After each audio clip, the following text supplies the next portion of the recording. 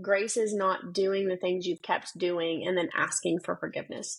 Grace is you understanding that God sent his son to take that stuff that you're doing so that you don't have to keep living this way. Like, you are empowered to not live in this constant perpetual state of sin that you're in.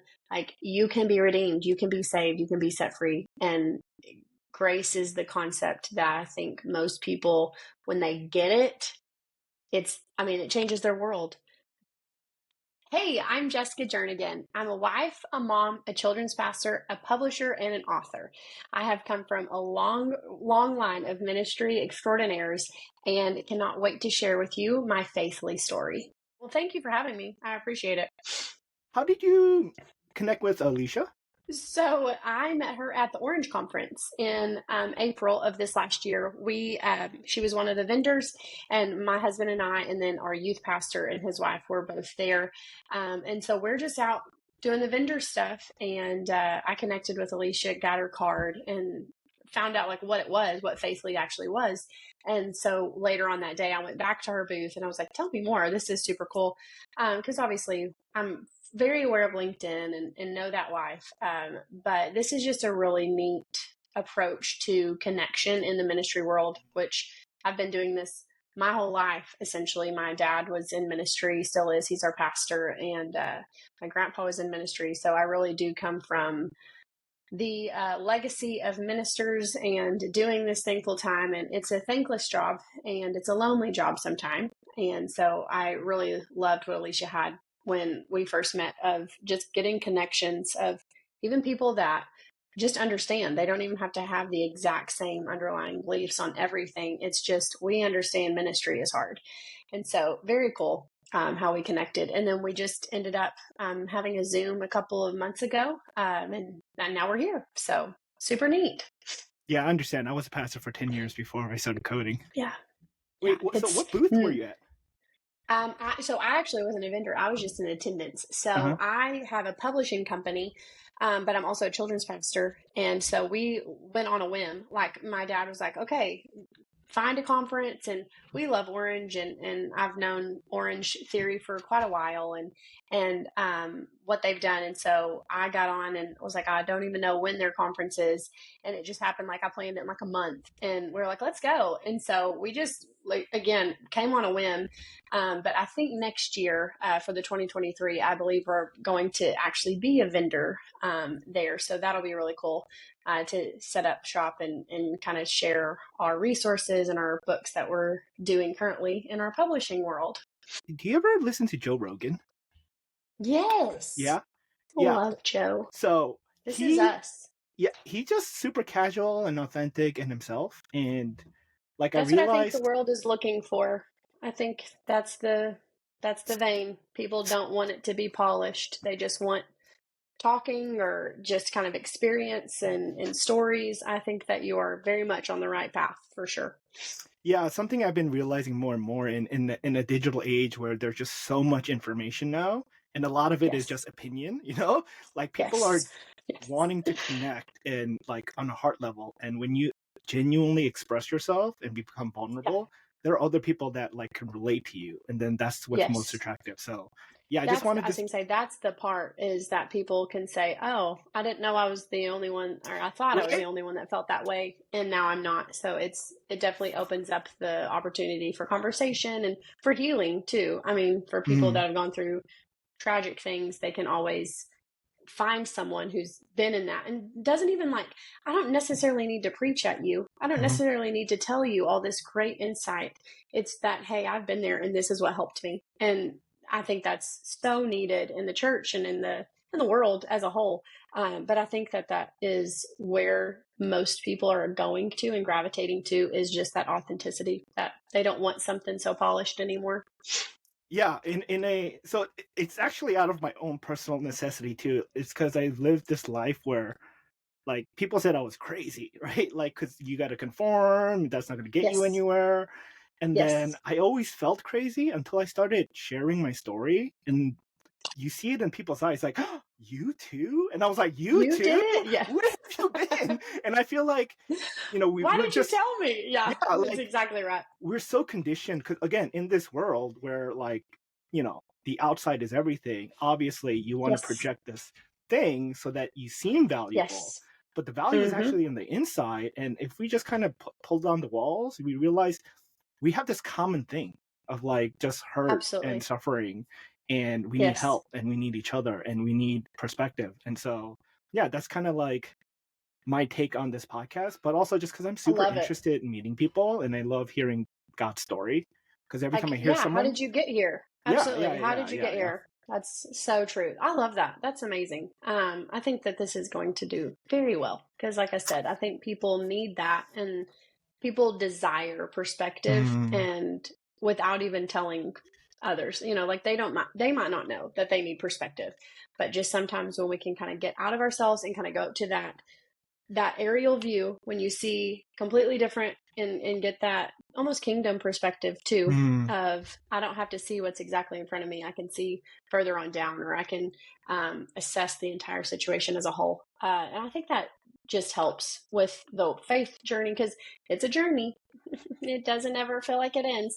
And right when you feel like, oh, okay, I've accomplished this, or I have learned this really well, or this has been, I'm in perseverance mode, or character, or hope, or whatever.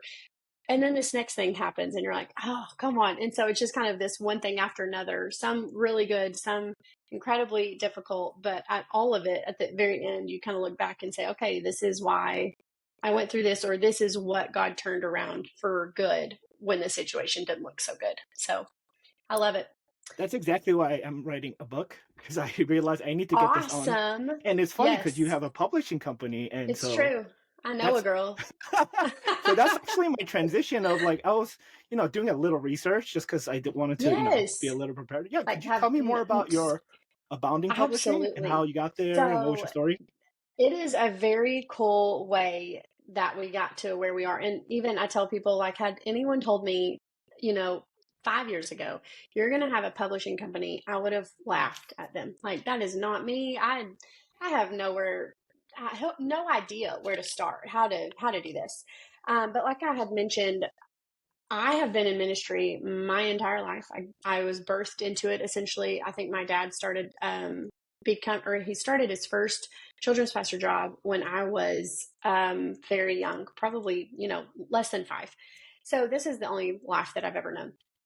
There's been some really hard years, some barely making it because ministry doesn't always pay great. Hmm. And I'm the second of 6 kids. So there's Wow. lots of siblings in the mix. My mom stayed at home. That's what she wanted to do was be a mom. And she was really good at it.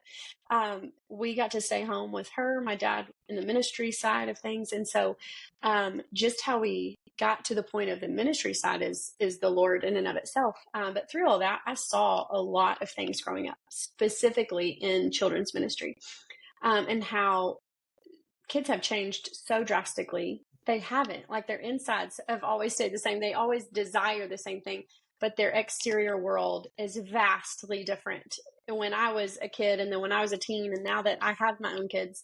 And so I've been in children's ministry, been in the creative side, I've been in the difficult minister side. I have been with the people, I've been the mentee and the mentor, and I've done all of this stuff. And I think it was about 6 years ago, my oldest brother, he's kind of our entrepreneur of the family. He loves to start businesses and he's very good at that. And he's very leader mentality and he's got all these things going. And he said, I want to start a publishing company. And I think that we can get books into the world with, biblical foundational truths, application that kids can use that these are good books. Not that we're the only ones doing it, but we can also provide this resource to families.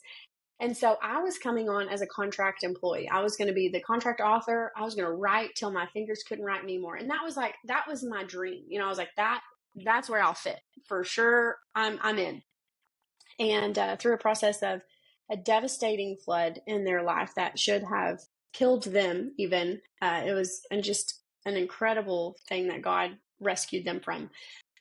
They had lost everything, and it kind of gave my brother just this perspective. I remember when he called me one day and he's just like, everything has shifted in my life. Like, I mean, I thought this was the road that I was on, and turns out, I'm staring at this thing face on and going like, what do I do now?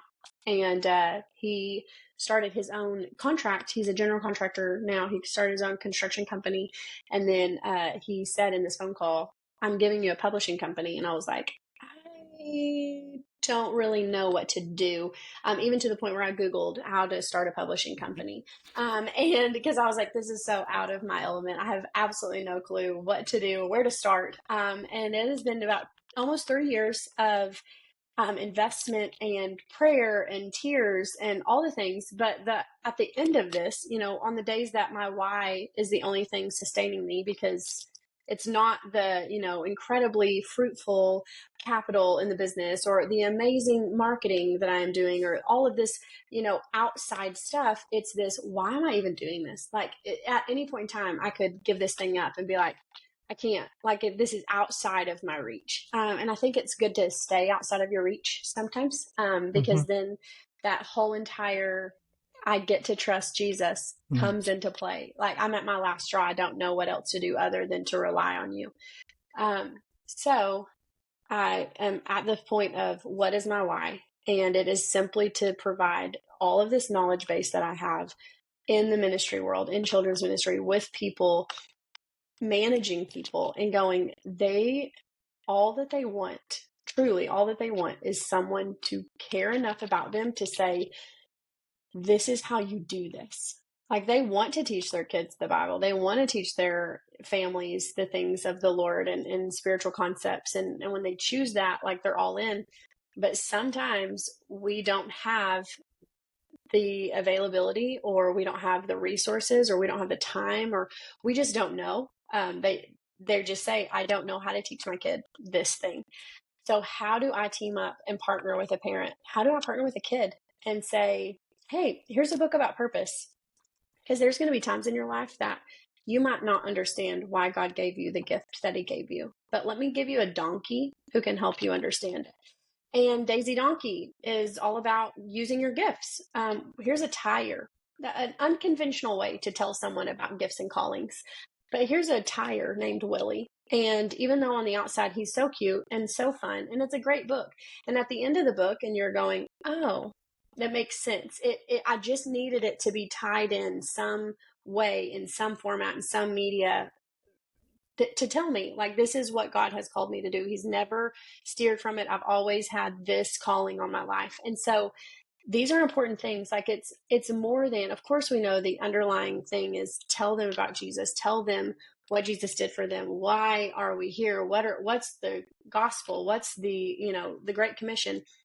But what then? What happens after that when we have that understanding of Jesus? What about calling? What about purpose? What about, anxiety? What about these situations I'm going? What about loss? What about grief? What about all of these things that people have questions about? How do we resource the family with tools and things to say, if you're going through this, then do this. Or if you're going through something, here's really good things that you can pull from to be able to do that. So, with Abound Publishing, we have grander ideas of, all these things that we want to go and do, and how we want to impart this stuff to people. But ultimately, our goal is that the parent or the grandparent or the child would read this thing and say, oh yeah, it's not so complicated. Oh yeah, this is something attainable, in the sense that I can remind myself that God's created me with purpose, with calling, with giftings, with things in mind. And that's our heart, is that parents would be free from what you talked about earlier, free from this facade and free from this outer feeling that they have to earn this value or earn this spot in the world, or be someone that they're not, or put on this act. And that's kind of what we're wanting to strip away from providing them a resource, is saying, like, listen, at the end of this, the journey to Jesus is super important. And this is another way you can get there. This is an additional step or additional resource that you can have, because this thing gets a little tricky sometimes.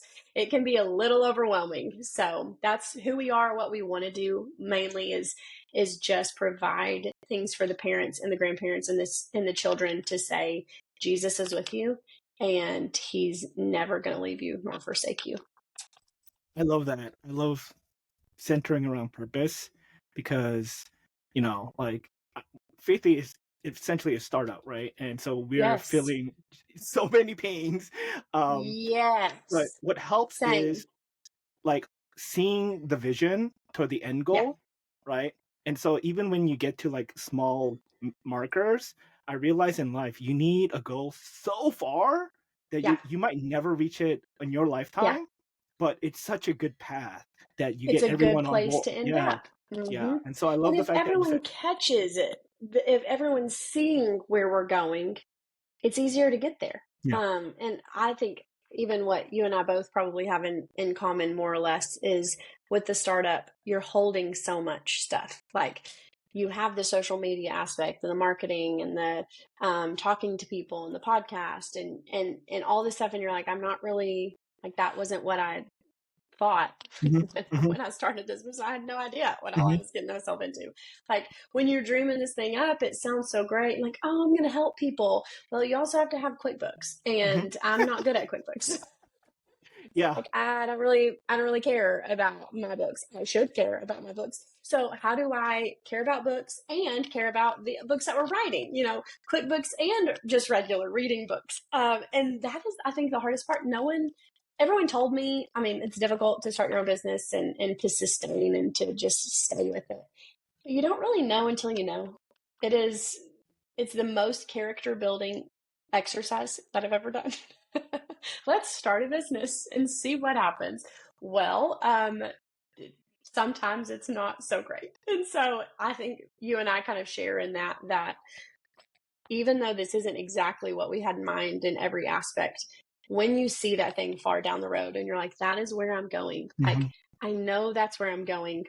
The vehicle, how I get there, I don't know yet, Hmm. but that's exactly where I'm heading to. And that just keeps the car on the path. I mean, it really does. It helps us to stay um, maintaining structure and maintaining hope and keeping the vision. And it also helps, like, with, I know that I'm not at this point, but like even with hiring or contract employees, like when they catch the vision, it's very easy for me to hand over this book and say, okay, Hmm. can you do this next part? Because they love what we're doing. And that makes it a lot easier than just someone who's doing this for a job and doesn't have, any kind of vision for this company.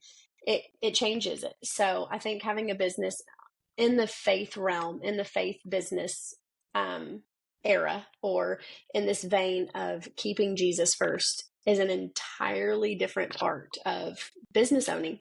And Hmm. it's sometimes difficult. For sure, sometimes difficult. Yeah, hope is such a amazing fuel to faith, because it actually makes you believe like a child. Like, Yes. you're like, Yes. oh, Yeah. really? This could Yeah, work. yeah, Yes, great. exactly. Totally. It's so true. You also have a web design business, part of. So that is my husband. So one of the things that got us here, a cool Lord, the Lord is always so kind.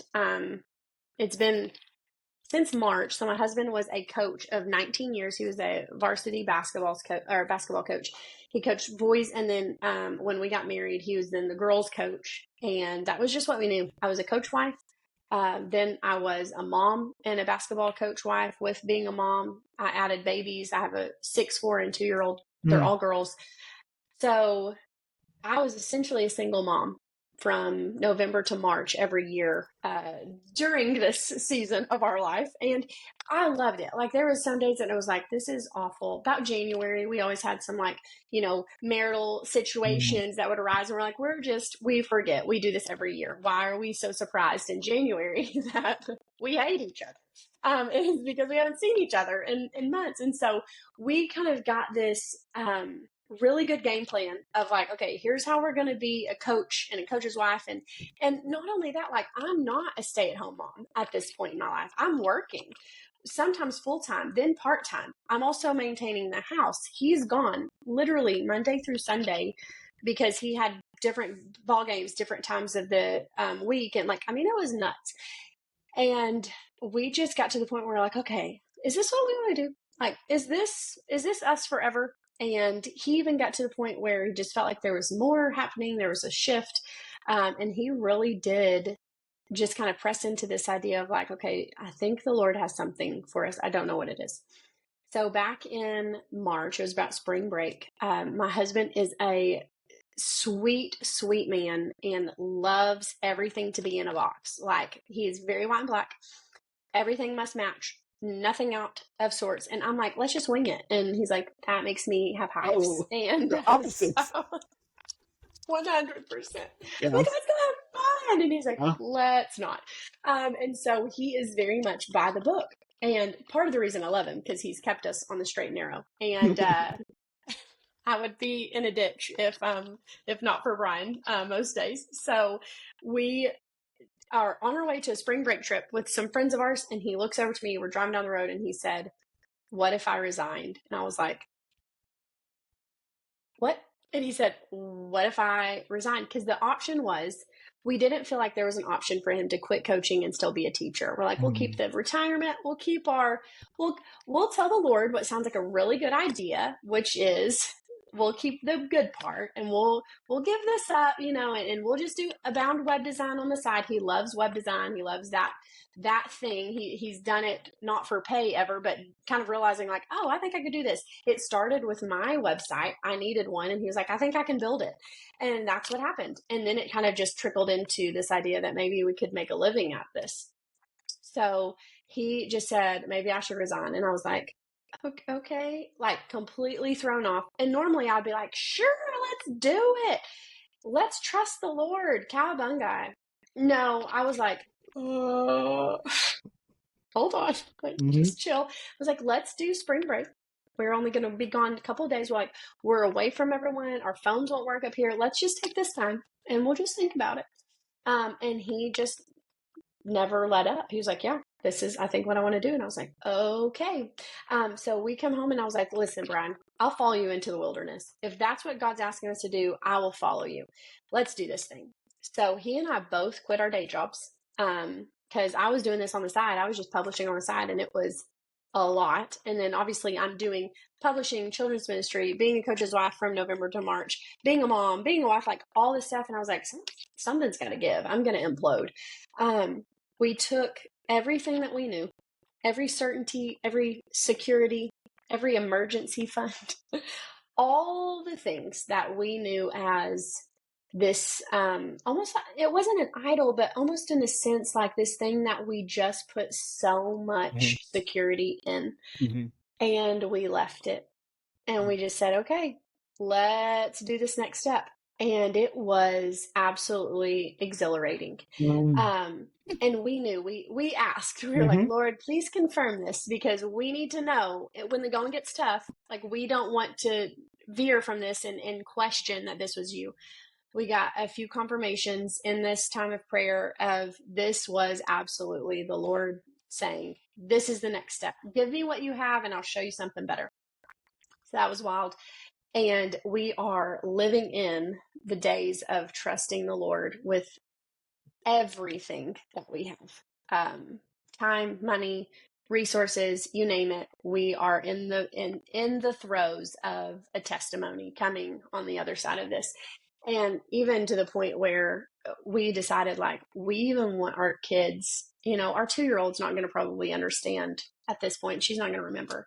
But we want this 4 and 6-year-old to remember the days of God being our provider. Yeah. When we thought, we don't really know where it's coming from. We quit our jobs and the highest inflation increase of rates, worst possible economic situation that we found ourselves in, like let's quit our jobs and start our own business. That we knew this has to be the Lord, because we would not have had this peace without it. So that's how we got to Abound Web Design and Abound Publishing, was all in. Like, we started it kind of just to see what would happen, and then we're like, you know what, it's more fun to do it this way. Like, Mm-hmm. it's more fun with the Lord if you Mm-hmm. just Amen. obey You're and preaching. Oh, you're just feeding my soul jump. right now. Keep talking. If you'll just jump, just do it. And even as I told him, I said, I have to believe that even if we jump and fall flat on our face, that God's the healer. I mean, like, we're good. Mm-hmm. Like, it's fine. Mm-hmm. Even at the end of this, like, Mm-hmm. if everything goes bad, Mm-hmm. we're still redeemed, and Mm-hmm. it's okay. So there's been days that he's had to help me, and there's been days I've had to help him, and I really do think have grown stronger in this. And he even said, like, I feel like my character and, perseverance has increased in ample ways just from this, just from starting this company, and really saying, like, it all falls on me.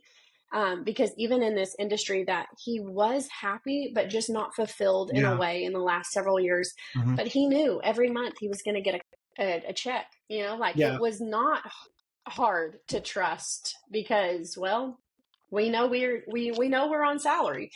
And so that, even taking that out, it kind of settled in of, okay, God, like, we need manna for Mm-hmm. today, Mm-hmm. or we need something in this, and just not wanting to stay in Egypt and, Mm-hmm. moving into the promised land. But, like, Mm-hmm. there is a time of walking in that wilderness where we Mm-hmm. go, okay, I don't know. I don't know where this next thing is coming from. I don't know how you're going to provide. But if I can trust you for salvation, if I can Mm-hmm. trust you for, delivering me from whatever it is, I can trust you to provide. That's who you are. That's your nature. So it's been a fun time, and lots of prayers and lots of tears. But ultimately, at the end of this, just remembering that if God is asking us to do this, God will sustain us in it. Amen. So, Yeah, in tech, so it's called the golden handcuffs. It's like they give you so much security and yes, certainty that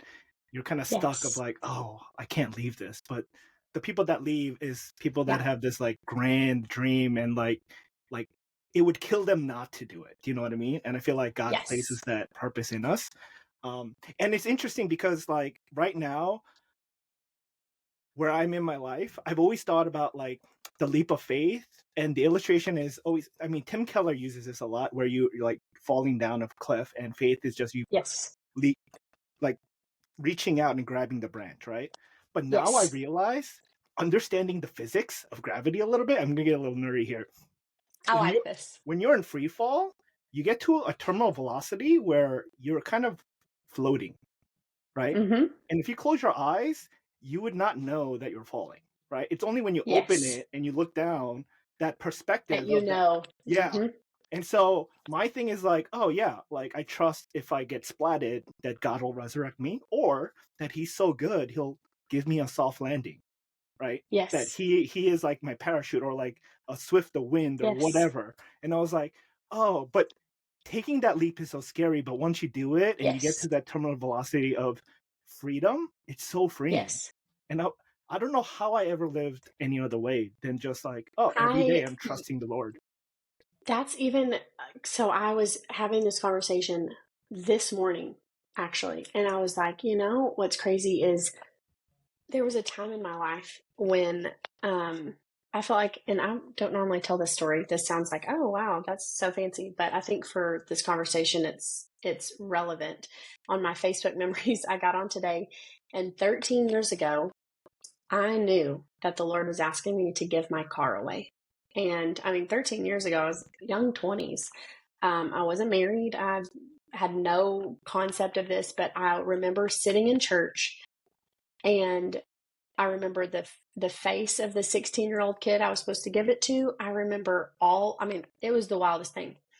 And the thing about it was I learned so much in 2.5 weeks from telling the kid's mom, like, hey, I know this sounds crazy. I would like to give your son my car. And she wept and wept uncontrollably. They had just lost, she had just lost her husband. Mm, He was a car guy, and she had no idea how mm, she was going to get Sean this car. Well, he was turning 16 in like a week. So I hear from the Lord in church. He turns 16 that next week. She has no idea how she's going to get him a car. He's wanting a Mustang. Guess what I drive? A Mustang. And because they were car people, and he loved this certain type and all this stuff. And it was absolutely the hand of God from the Mhm. time that I did it to the point that I handed the keys over and wrote the bill of sale. Well, I was like, oh, I need a car. I am not a good biker, nor do I want to walk everywhere. Not in the place No that I'm in. cardio? I'm in the, I, I don't have public transportation options. Gotcha. So I'm going to need to get a car. And in the process of this, I had talked to a relative and I was like, hey, I'm needing a car. He's like, okay, well, what can you sell the one that you're selling? And I was like, I'm not sure, because I didn't want to tell him, like, I'm giving it away, because I honestly was thought he's going to think I'm a crazy Mhm. person. And he did not. So eventually I came to him and I was like, hey, guess what? I'm going to have to give my car away. And he said, I knew that you were. And I was like, how? And he's like, I don't know. I just knew, and must have been the Lord. And so I told him, and he was like, absolutely. Let's go and find you a car. He knew some stuff about cars and all this stuff. And so I was like, here's my budget. Here's where I'd like to stay. And here's what I'm looking for. And we get to a car lot, and I found the car of my dreams. It was amazing, and it was out of my price range. Um, so I was like, well, let's test drive it and see if like I even like this car type. It was a Honda Accord. I was so excited. Get in the car, loved it, fell in love, came back and told him, I was like, listen, I can't, this is not my budget, didn't tell him what my number was, just said, this isn't in my budget. So, I'm going to keep looking. He said, listen, I've had this car on the lot for 90 days and I've got to get it Mhm. off of here. I'll give it to you for 9,000. And that was my budget. Like that was Wow. my Wow. number. And I was like, okay, I'll take it. And it was absolutely the provision every step. But I think sometimes we only think, well, God, do you see me? Well, Mhm. guess what? He also saw. He also saw the boy that I was giving the car to, Mhm. the mom of that son who's in Mhm. worry and wonder, and I don't know how I'm going to make ends meet. He saw the car dealer who needed this car off the lot, and was that was his maximum day count. And like all of these things, he saw my grandpa who I had asked about the car, and his faith was encouraged based on me telling, like, hey, I'm giving my car away. So like, all this stuff. And now I have this rock. And now I have this memorial rock where I can stack my rocks and say, God, look at all the times that you came through for me, that you did provide. And when we have that first story, sometimes the first story is the hardest when we Mhm. have that first testimony, because you Mhm. don't have anything other Yeah. than, you would think the word of God would be enough. You would think that all the words from other people and the fathers of faith and all the ones who have gone through stuff, no one in there bought a car or sold a car, but they had their own car like stories. And that is the hardest part, is Mhm. going, okay, Lord, I know you've shown up for me before.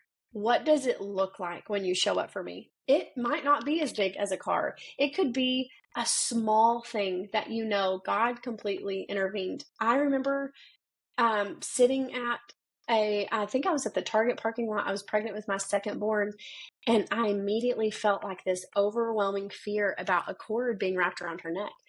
And I was sitting there, I was about a month out from having her, and I was like, you know what, Lord, no. I said, if you have brought this to me, then you're good enough to take Mhm. this and take care of her, and she's yours. Like, I am covering her. We don't have any problems. I'm good. I dealt with it right there in the parking lot.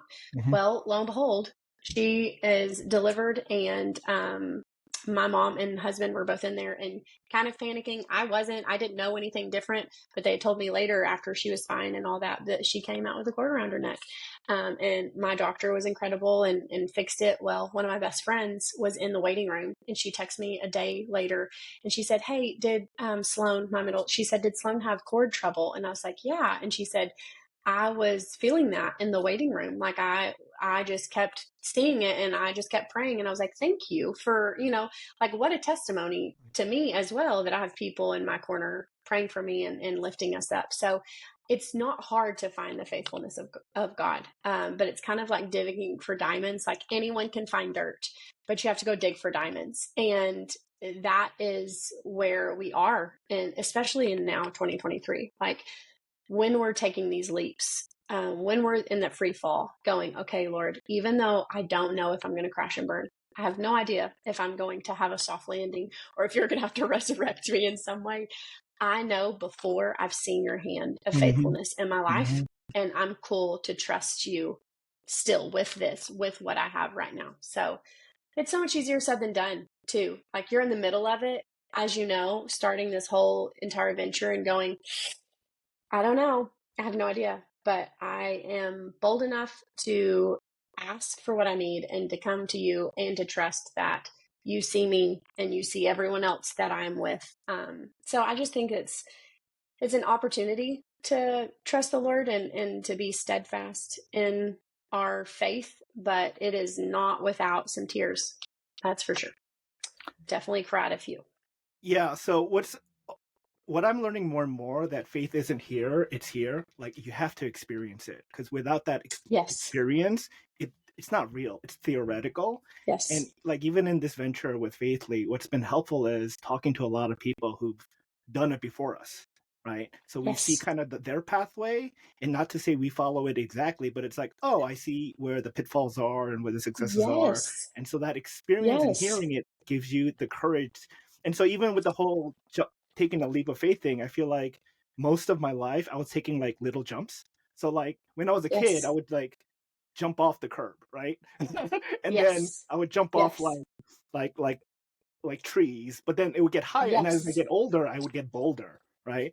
And Yes. take a bigger leap until I just embrace the free fall, Yes. because I was like, Absolutely. God, you got me. I want more Because more you me. know exactly, and you know, like I have the experience in Yeah, the small leaps that this yeah, big leap doesn't look so daunting. yeah.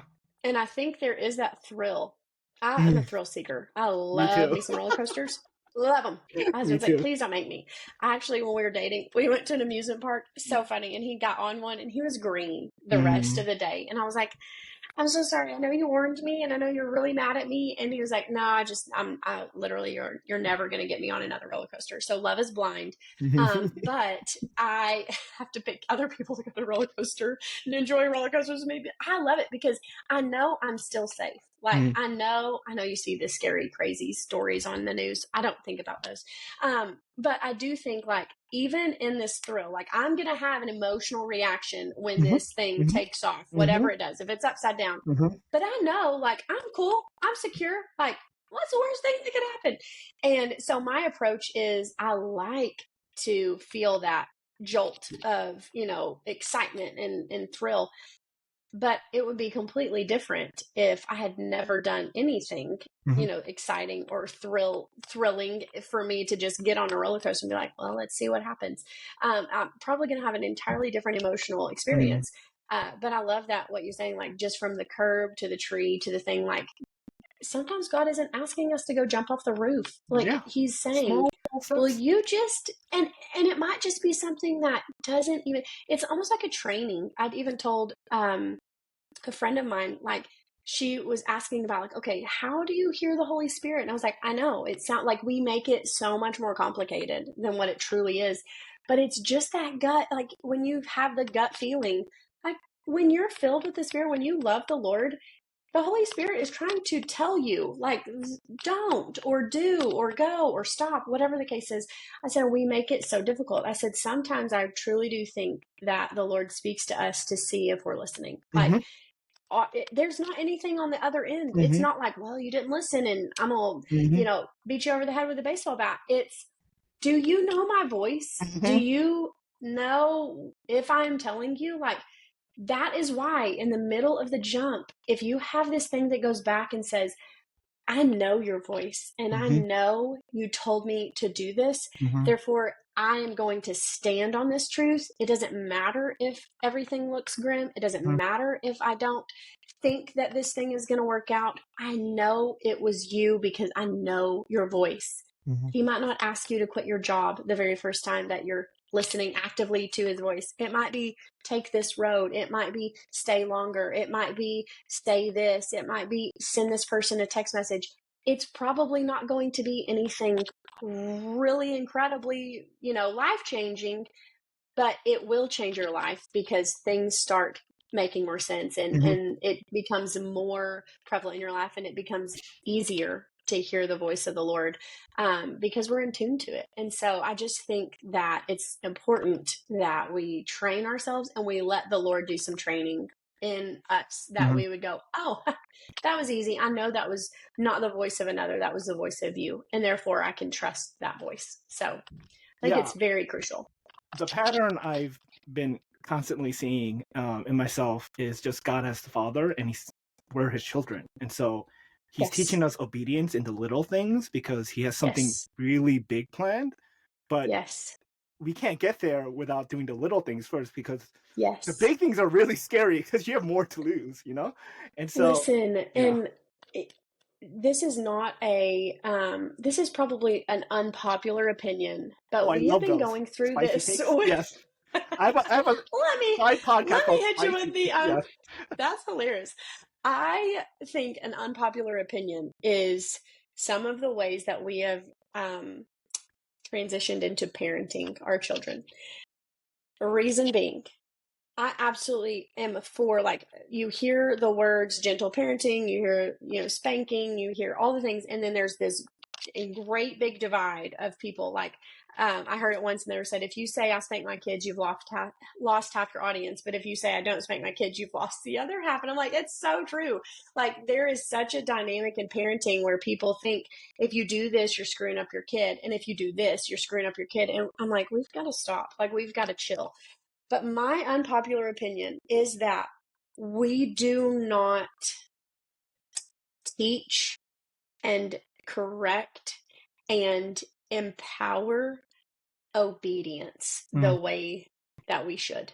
Case in point, if my daughter is running into oncoming traffic and she knows my voice, but she does not listen to my voice, that is going to be her demise.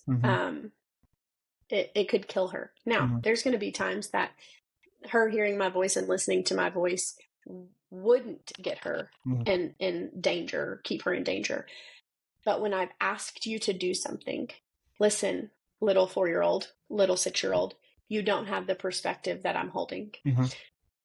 I am your parent, and I feel like I'm a healthy one. I feel like I'm one that wants good for you. I know that's not everyone's reality. I get that. But the ones that are following in pursuit of Jesus, there is something so crucial to teaching obedience to our children, because I'm not going to be the only one that they ever have to listen to. I'm not going to be the only time that they hear obedience or need to obey.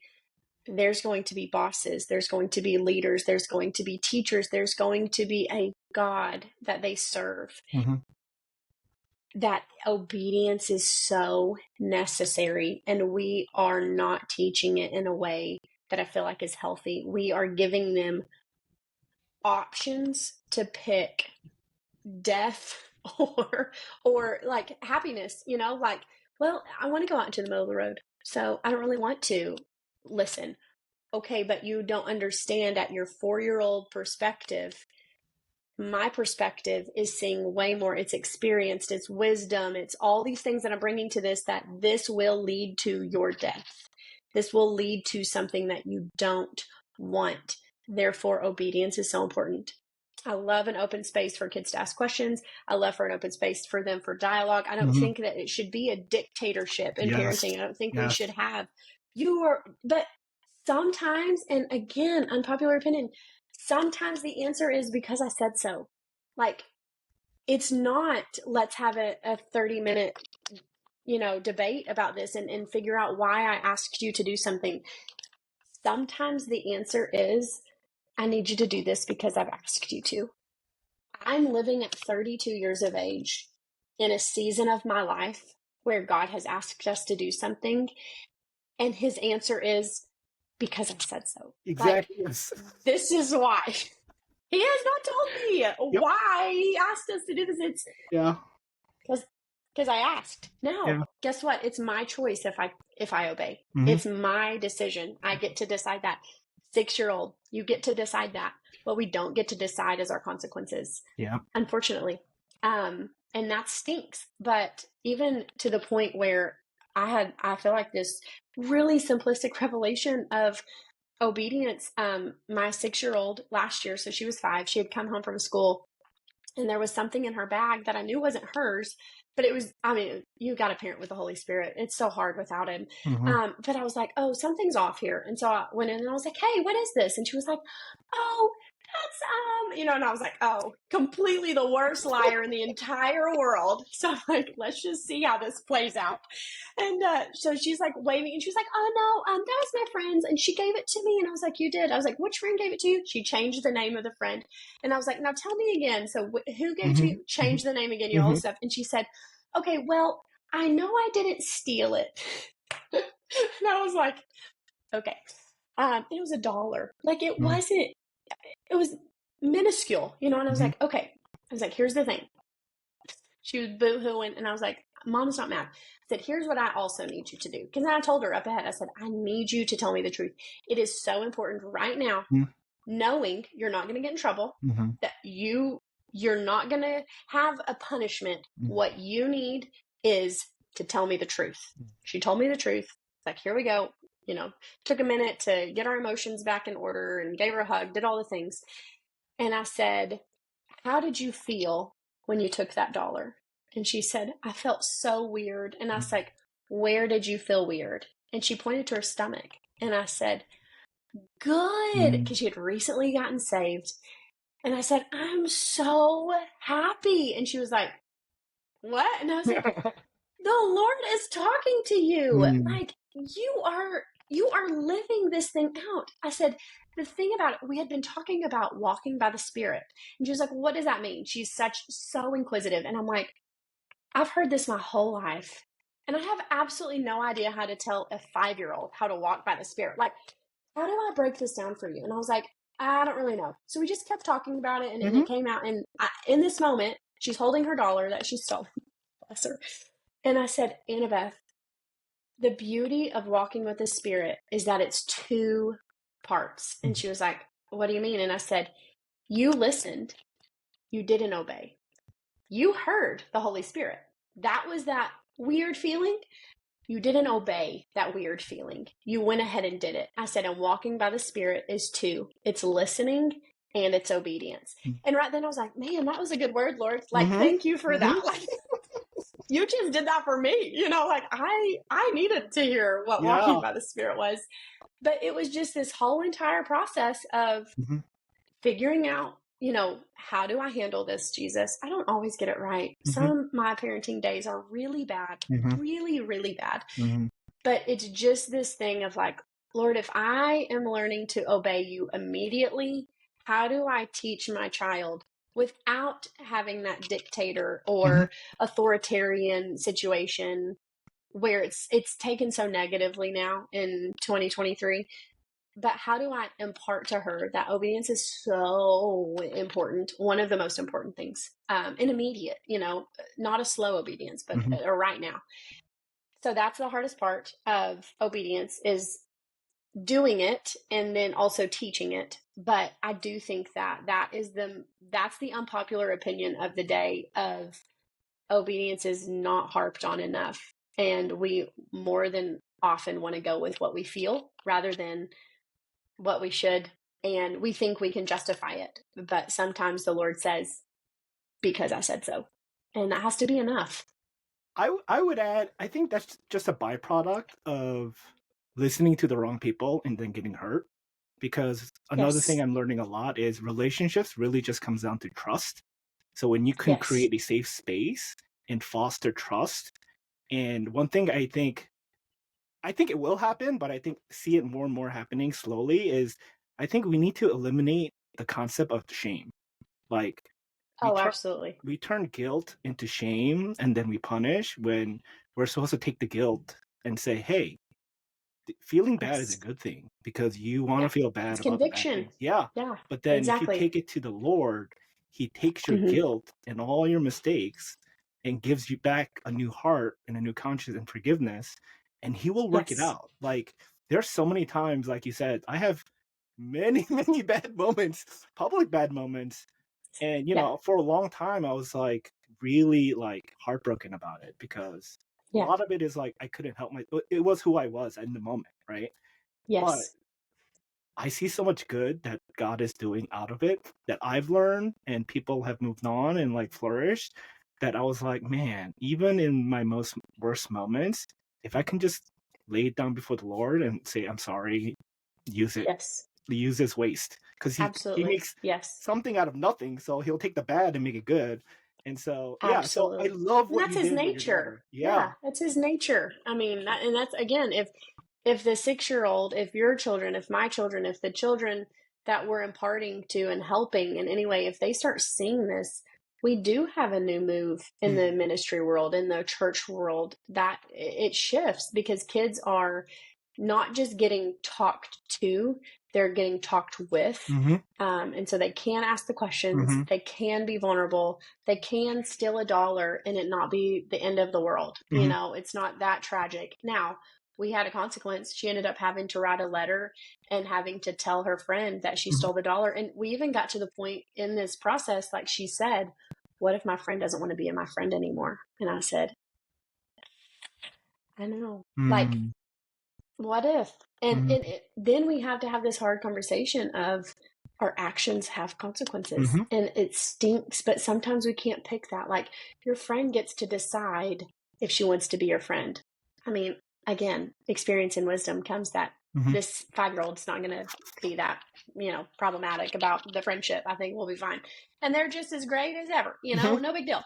But it was just that whole idea that she's having to grapple with what if my decision has now impacted me in a Mhm. really negative way? And I'm like, Mhm.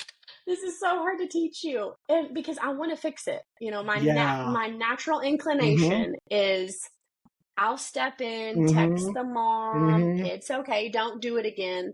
But I have this real opportunity Mhm. to go, you're asking good questions. Therefore, I'm going to give you some truth. I'm going to be honest with you that she might not be your friend, but all is well in the 5-year-old and 6-year-old world, and they are still friends.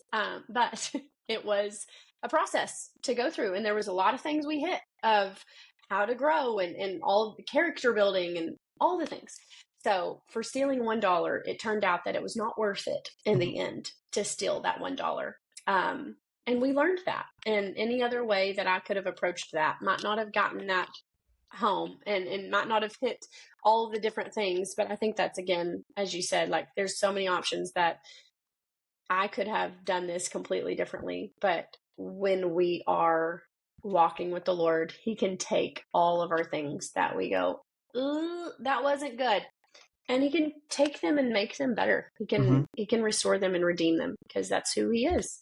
Yeah. And I think that takes the pressure off. That takes the shame out of the equation when we say, I have a God who, even in the midst of really, really bad Mhm. decisions, He still sees me for who I am and not what I've done. Mhm. He still sees me for the heart that I have and not this thing Mhm.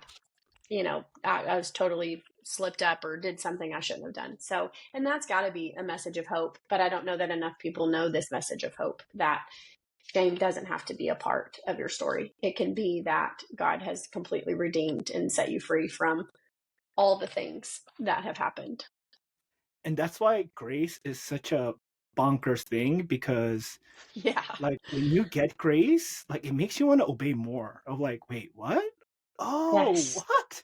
Because Yes. you're no longer afraid to fail, but you don't want to do the bad things. So you're failing at the good Yes. things and you're like, oh, it's okay. You're He'll take care of it. empowered. Yeah. Yeah. It's exactly right. You're empowered to do the things that you're supposed to do. Absolutely. But again, we have taken grace and we've even murkied that Mhm. water with how to, like, grace is not doing the things you've kept doing and then asking for forgiveness. Mhm. Grace is you understanding that God sent His Son to take that stuff that you're doing so that you don't have to keep living this way. Like you are empowered to not live in this constant perpetual state of sin that you're in. Like you can be redeemed, you can be saved, you can be set free. And grace is the concept that I think most people, when they get it, it changes their world. But that, like what you were talking about, like to go like, wait, what? I like are you sure? Are you sure that's right? And it is. And so kind of even hopping from one side of it to the other, when you have that revelation of what grace really is in your life, it can really change the course of your life. But that's the tricky part, is knowing, like, what is God empowering me to stop doing, or convicting me of, to say, hey, you're better than this, and encouraging me to do differently by that. And where does the grace show up in that? So I think it's very, very important as well. Man, this is great. This was awesome. We're almost at an hour. 1 hour in. Yeah. You have We did amazing it. stories. We'll definitely have you back on. Thank you. Yeah, That I would be love. awesome. And that's what I said. I love this kind of stuff, like just sharing hearts and Mhm. the authenticity, and just, yeah, this is the vein. I love this so much. Love what y'all are doing. I have two questions. One is, what Yes. is your hope for Faithly and being on Faithly? Like, what are the people you're looking for or trying to attract? Great question. I truly think that when I heard about Faithly, and my initial thoughts were, this is going to be so good for people who need to find a job, but need to find more than a job. Like when people are looking for um, a connection or a network, or someone that they're moving somewhere, or they just have a desire to get into the ministry. Of course, Faithly is the practical tool. I think that Faithly has the groundwork laid, and I think that y'all have the opportunity to be a network to people who don't know that they need other people. Hmm. I think that in this state of where we are, specifically in the church, I'm only talking about the church, this competition, and my church is bigger than your church, or we do things better, or we have events, or we have this, or whatever. Yuck. Just yuck. And I hate it so much. And there's just this space in the world that we're in to go, this is not a heaven and hell issue. This is not a saved, not saved issue. This is a matter of opinion. And who's to say that we've gotten it all right anyway? I'm sure at the end of this, I'm going to say, I wasn't right. But I'm trying and aspiring to get into that place where I know what God's telling me. And why not ask the children's pastor at the next church over, hey, do you have anything for Advent? Hey, do you have anything that you do in February? Like, what are your resources that you use for a Wednesday night? Why wouldn't I? Why wouldn't I engage that to say, we're on the same team? And here's the thing, even in children's ministry alone, I didn't go and recruit these kids. These kids came because their ride comes to church here, and they can't be left alone at home. Like, I am not asking for us to go out and be like, we have to do the biggest and baddest and the coolest and all this stuff. I just have my kids because that's what the parents go to church. But I know that they're here for a reason. And the kids next door, they're their friends.